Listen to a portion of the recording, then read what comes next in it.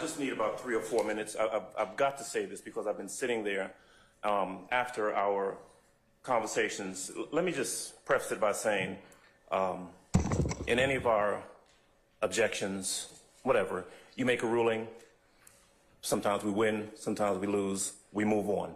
That's fine. If after your ruling, I've got a case that I want to bring to your attention, I say, Judge, reconsider your ruling based on this case, and you consider it, that's fine. If you don't want to consider it, that's fine too. But what I found objectionable, and I want the court to address with the state, is what happened at the bench earlier. There was an objection to the video, you made a ruling, we moved on. The state came back up and made representations to you. And they weren't representations based upon some new case law that they had found. There were representations, misrepresentations that were made directly to you, all of us standing there right there at the bench. She said something very, very fact-specific in an attempt to get you to readdress the issue again.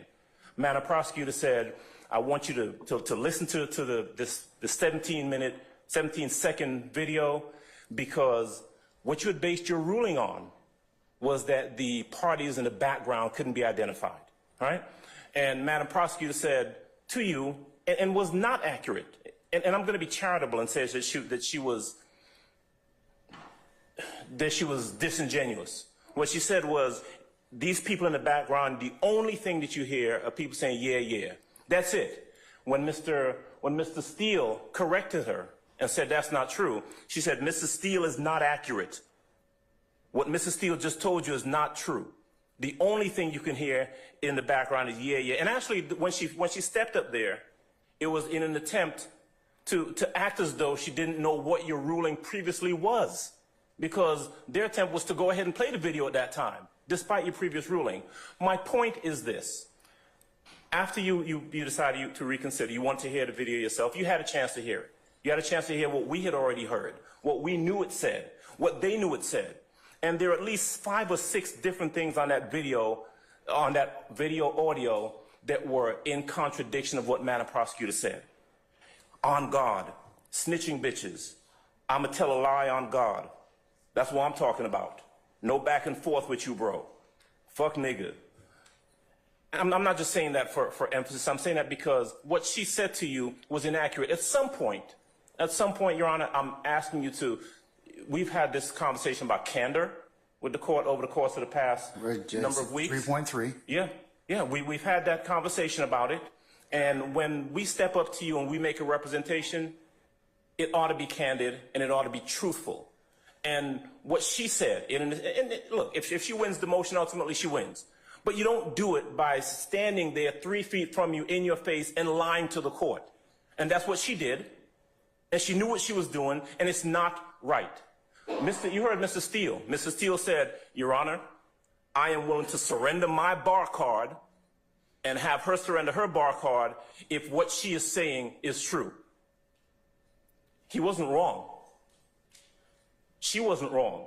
She was not candid with the court. And at some point, you've got to say to the parties, if I'd done that, I would expect you to say, Mr. Adams, don't do that again. Don't step up to me and lie to try and get me to rule or overrule something I've already ruled on. Don't do it again. You ought to say that to them. We're not playing games in this courtroom. These are these people's lives at stake. And like I said, sometimes you win a motion, sometimes you lose. But you don't get the court to address something or readdress something like that. That's all. Say something to them is all I'm requesting. All right, sir. May I speak? You may. Your Honor, I would not have asked the court to listen to the 17-second video. But what you did tell me, Ms. Love, wasn't the entirety of what was purportedly on States 112 Bravo Bravo. It did have other statements on it. It's different if you'd have told me, Judge, there are statements on there. Probably need to listen to them for yourself. Not just yeah.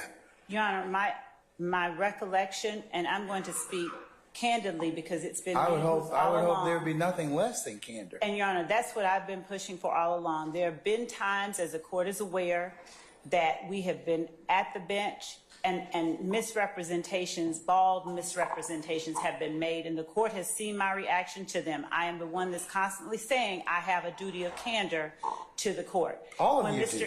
All of you do. We do.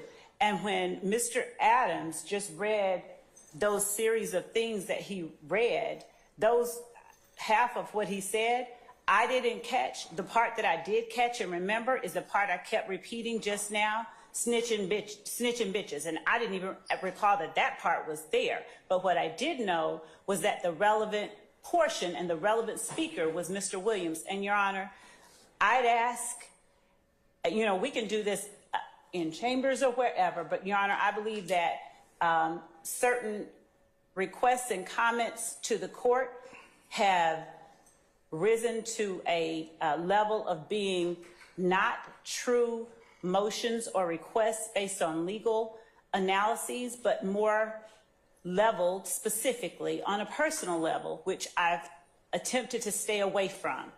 Whatever one's reason for doing what they do, if it's to better advocate for their client, that is fine, they're entitled.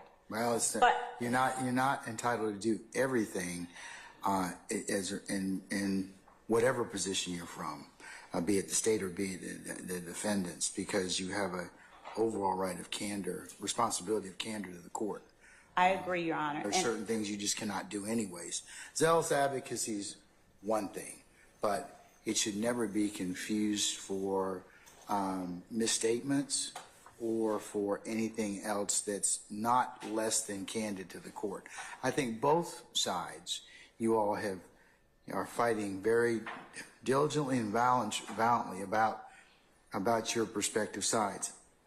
And you know, as I said a couple of days ago, what the public sees is, you know, there's friction between the state, the defense, and the court. That is natural, and it is good for the system because it shows that we are not in collusion with one another. Justice is what it will be, and whatever this jury will decide. But what I am going to just advise everyone to kind of relook is what you tell each other, what you tell me, because there have been times where I have not received, I would consider what is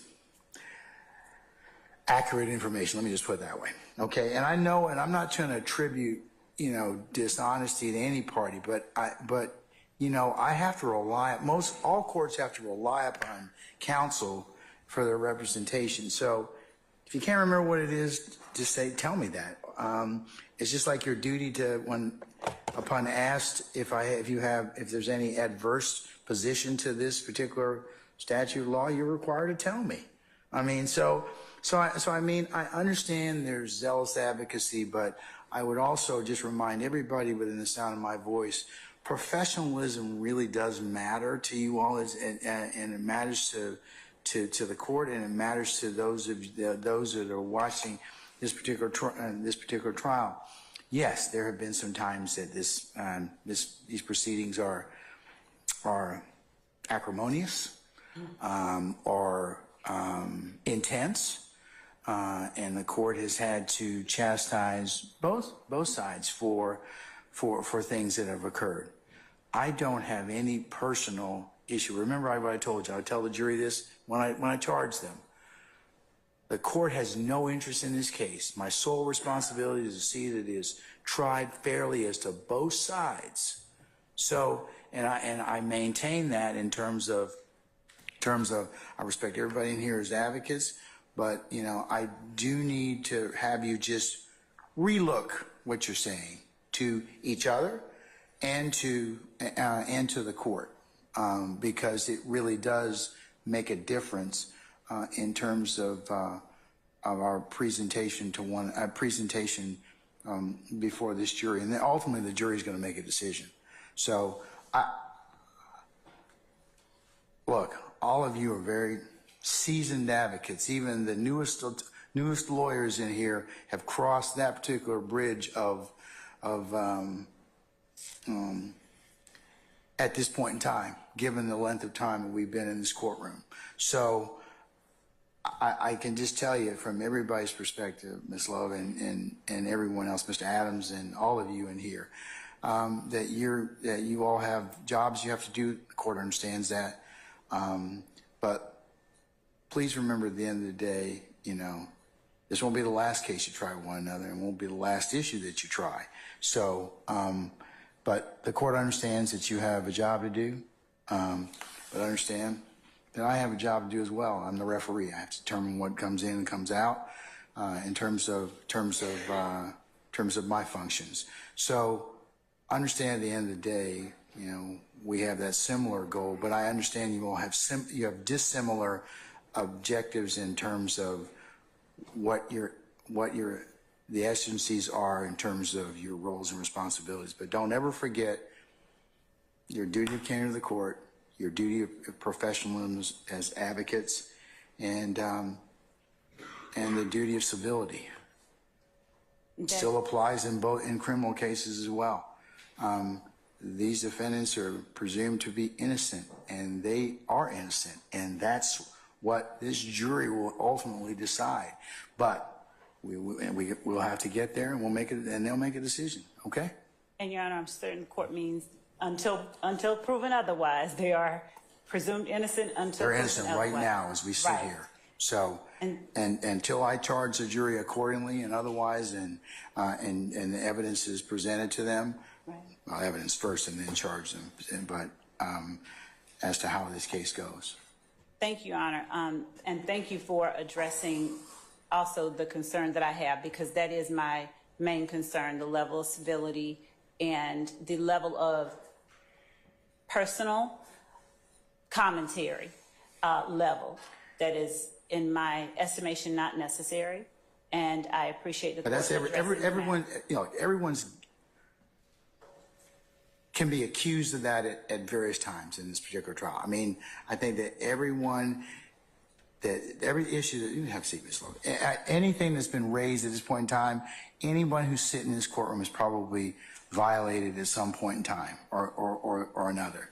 However, let's just try and do better in terms of that. But just like I told you with evidence and the other things that need to be brought forth, you know, let's try and do better with that, because certainly, as I mentioned earlier, I don't want to have the jury sitting here for as long as for long periods of time when we take up other business. So we need to plan accordingly. But I think you all could probably, you know, do a better job at least forecasting what is going to be tendered or submitted so that we can minimize delay.